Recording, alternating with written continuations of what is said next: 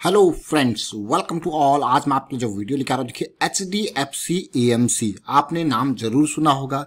Asset management company HDFC की जब बात करते हैं म्यूचुअल फंड और AMC की बात करते हैं तो सबसे बड़ी कंपनी है और टॉप की कंपनी है। लेकिन हम इस स्टॉक की बात नहीं कर रहे, बात कर रहे हैं इसके छोटे भाई की, यानी कि इस सेगमेंट में जो दूसरा प्लेयर लिस्टेड है उसकी बात कर रहे हैं।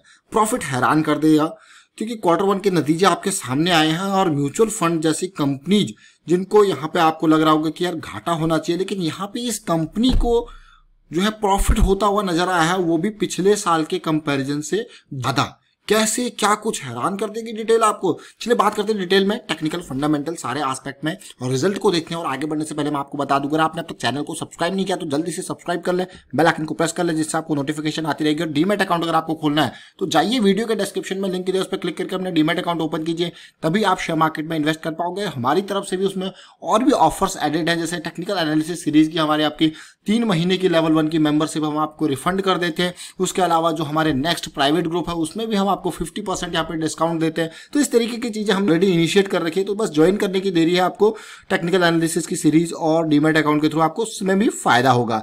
अब स्टॉक जिसका नाम है NAM, Nippon life India asset management, ये पहले रिलायंस की कंपनी हुआ करती थी, यानी कि अनिल अंबानी जी की। तो उसके बाद जब उनका स्टेक गया, उसके बाद इस कंपनी के बहुत तेजी इसमें देखने को मिली। लेकिन अभी के टाइम पे 270 के प्राइस पे ट्रेड कर रही है और बीच में यस बैंक की वजह से इसको झटका भी लगा था। और आज की डेट में 51% की डिलीवरी जरूर देखने को मिल रही है। जरा देखते हैं इसका हिसाब किताब अगर आप देखोगे तो 16,000 करोड़ का मार्केट कैपिटलाइजेशन फिर से हो चुका है। फिर से मतलब बीच में गिरावट आई थी और उसके बाद फिर से ये उस लेवल पे जा रही है। जीरो डेट की कंपनी, एसेट मैनेजमेंट कंपनी है, क्या ही डेट है। देखिए सारा पैसा आता है लोगों का म्यूचुअल फंड का, उसी को इनको इन्वेस्ट करना होता है, इधर घुमाना होता है।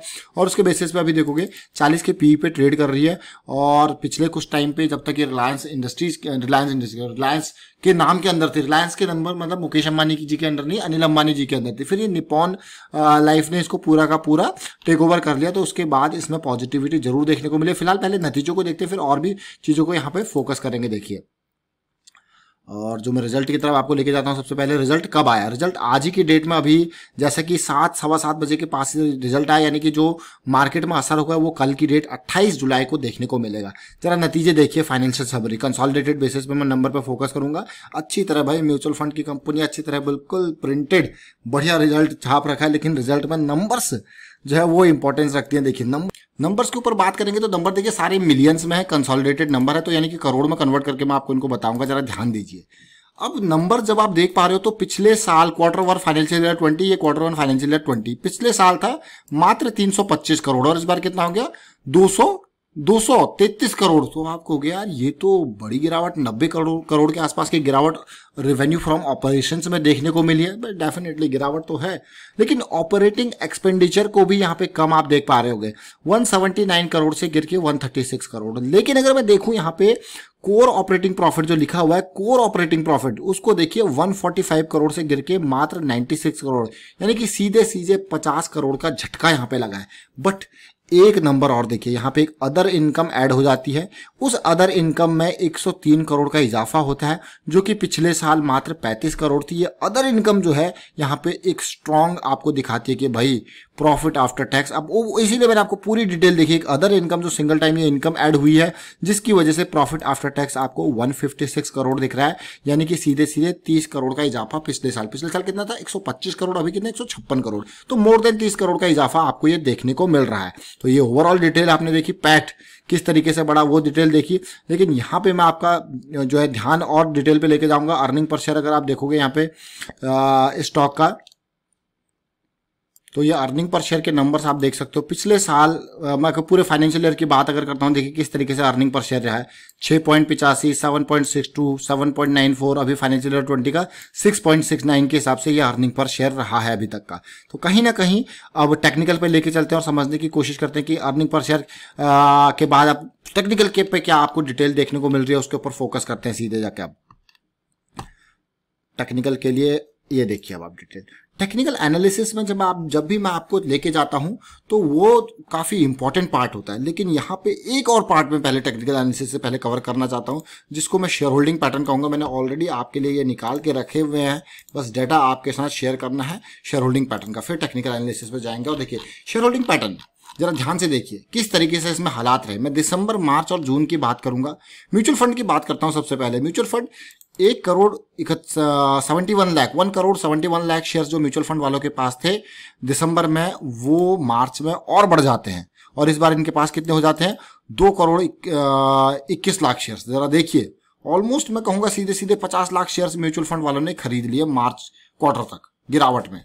जरा देखिए और जरा ध्यान दीजिए यहाँ पे, अगर आप कहोगे कि किसने खरीदे, कौन यहाँ पे बड़ा म्यूचुअल फंड वाला है, जरा देखिए एचडीएफसी ट्रस्टी कंपनी एक बहुत बड़ी म्यूचुअल फंड, मैं कहूँगा यहाँ पे company HDFC trustee company limited का अच्छा खासा होल्डिंग यहाँ पे 1.62%। उसके अलावा अगर मैं देखूँ फॉरेन पोर्टफोलियो निवेशक, इन्वेस्टर, इनके पास 3,43,00,000 शेयर्स थे, जो कि इन्होंने मार्च में कितने, 3,21,00,000 यहाँ पे कम कर दिए। 3,43,00,000 से 3,21,00,000 कर दिया। और जून में जरा देखते हैं नंबर्स को। जून के नंबर्स को, म्यूचुअल फंड वालों के नंबर्स अगर आप देखोगे तो ड्रास्टिकली कम हुए। एक कितना हो गया, 197 हो गया। देखिए इसके कंपैरिजन में कम हुए हैं, लेकिन फॉरेन पोर्टफोलियो इन्वेस्टर देखिए 3,54,00,000 इनके हुए, इन्होंने यहाँ पे बढ़ा दिए। तो कभी कोई बढ़ा रहा है, कभी कोई कम कर रहा है, इस तरीके से चीजें यहाँ पे चल रही है। लेकिन रिटेल निवेशकों को अगर आप देखोगे तो उनकी क्या किस तरीके से होल्डिंग एंड ऑल है, उनको देखते जरा। रिटेल निवेशक जरा ध्यान दीजिए, दिसंबर में यहाँ पे रिटेल निवेशक मात्र 1,24,000 थे। 2,11,00,000 शेयर्स इनके पास थे, जो कि मार्च में हो जाते हैं, देखिए 1,24,00,000 से 1,60,00,000 के पास पहुंच जाते हैं। और 2,48,00,000 यहाँ पे देखिए किस तरीके से ऑलमोस्ट मैं कहूंगा 35-40 लाख जो है शेयर्स खरीदे जाते हैं रिटेल निवेशकों की तरफ, जो कि अभी देखिए जून में और बढ़ जाता है और 1,71,00,000 नंबर ये हो जाता है और शेयर्स और बढ़ जाते हैं और 2,60,00,000 के आसपास हो जाते हैं। तो रिटेल निवेशकों में क्या होता है जनरली, देखिए कभी आपने देखा होगा म्यूचुअल फंड ने खरीद लिया, फॉरेन पोर्टफोलियो इन्वेस्टर ने खरीद लिया। रिटेल निवेशक में जैसे किसी ने खरीद लिया तो उसने प्रॉफिट बुक कर लिया, बट नए लोग और ऐड हो जाते हैं। तो ये एक मेन फैक्टर है। यहाँ पे जो डिसीजन मेकिंग है वो एक तरीके की नहीं होती। यहाँ पे अलग अलग लोग, अलग अलग थिंकिंग और बहुत ज्यादा लाखों लोग इस कैटेगरी में होते हैं। तो चलिए आप चलते हैं सीधे टेक्निकल एनालिसिस के ऊपर, समझने की कोशिश करते हैं। ये मंथली चार्ट है। देखिए ये स्टॉक की जो अच्छे दिन थे वो कब आए, इसके अच्छे दिन आए इस करेक्शन के रेजोल्यूशन में, जब रिलायंस यहां से निकला। करेक्शन का रेजोल्यूशन बहुत ही इंपॉर्टेंट होता है। देखिए बेस बना और ये पॉजिटिविटी जो ये रेजोल्यूशन यहां पे हुआ, ये इंपॉर्टेंट पार्ट था। तेजी देखिए, कंसोलिडेशन, फ्लैट करेक्शन और उसके बाद देखिए अगली तेजी, फिर फ्लैट करेक्शन, अगली तेजी। लेकिन उसके बाद क्या आ गया आपके पास, मार्च में सब तेजी बराबर होगी। लेकिन ओवरऑल अगर आप देखोगे सिचुएशन को, एक बड़ी तेजी के बाद एक बड़ी करेक्शन आई है और फिर से तेजी की मैं कहूंगा जरूरत थी, तो तेजी आने की कोशिश। लेकिन आप देख सकते हो ये बड़ी कैंडल, ऐसा लग रहा है कि इस करेक्शन का ये जो ये इंपल्स बनी है डाउन साइड की, उसका ये मात्र करेक्टिव है और वापस डाउन साइड जाने की कोशिश कर रहा है। लेकिन मुझे लगता है कि सिचुएशन छोटे टाइम फ्रेम पे हमें और पिक्चर जो है क्लियर होती हुई दिखेगी। छोटा टाइम फ्रेम यानी कि यहाँ पे कहा हमारे पास वीकली को जरा ध्यान से देखिए, आप समझने की कोशिश कीजिए वीकली को किस तरीके से। इससे पहले इसमें पॉजिटिविटी थी, बड़ी पॉजिटिविटी में कहूंगा, और शेयर आप मान के चलिए 120-130 के लेवल से 440 के लेवल तक गया था और बहुत ही कम टाइम फ्रेम पे। अब अभी की सिचुएशन कैसी है, अभी की सिचुएशन ऐसी है, देखिए 440 से गिर के ये 200, 170, 180 के लेवल तक आ गया था। ये पॉइंट देखिए, उसके बाद तेजी आई और मैं हमेशा आपको कहता हूं भाई तेजी आएगी, आपको हायर हाई की सीरीज देखनी है। लेकिन यहाँ पे ये स्टॉक फिर से बॉटम आया, कोई कहेगा इसको डबल बॉटम बन गया, लेकिन डबल बॉटम बन भी गया तो फिर बना आपके पास हायर हाई। ये पहला मूव था। अब चल रहा है करेक्शन और वीकली पे करेक्शन चल रहा है और मुझे लगता है कि करेक्शन का रेजोल्यूशन होना इंपॉर्टेंट है। करेक्शन का रेजोल्यूशन आपको मिलेगा जैसे अभी तो आप देख पा रहे हो कि अभी करेक्शन का रेजोल्यूशन आपको मिलेगा, तो उसके बाद क्या होगा, इस तरीके से सिचुएशन पॉजिटिव मिलेगी। तो उसके करेक्शन के रेजोल्यूशन के बाद जब ये इस तरीके से सिचुएशन यहाँ पे ज्वाइंट बन जाएगा तो आपके यहाँ पे क्या होगा, स्टॉप लॉस, तब आपको रेजोल्यूशन मिलेगा तो फिर आप इसमें एंट्री का सोच सकते हो with a stop loss of this point. इसको ध्यान रखें, ये इंपॉर्टेंट है। ये स्टॉप लॉस, ये रिस्क मैनेजमेंट बहुत ही इंपॉर्टेंट है।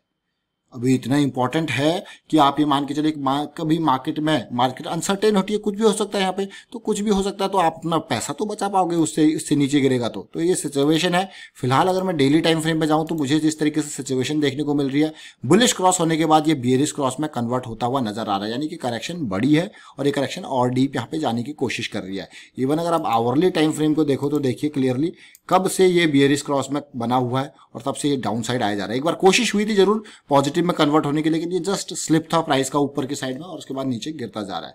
वाइंड अप करता हूं यहाँ पे वीडियो को और उम्मीद करता हूँ वीडियो आपको अच्छा लगा होगा। अच्छा लगा तो शेयर जरूर कीजिए, लाइक कीजिए, चैनल सब्सक्राइब नहीं करते तो जल्दी से सब्सक्राइब कर ले, बेल आइकन को प्रेस कर ले जिससे आपको नोटिफिकेशन आती रहेगी। टेक्निकल एनालिसिस सीखने के लिए आप मेंबरशिप ज्वाइन कर सकते हो, ज्वाइन बटन पर क्लिक करके वहां पे सारी डिटेल्स आपको बारीकी से बताई गई है ताकि आपको कभी टिप की जरूरत ना पड़े। And thank you for watching the video.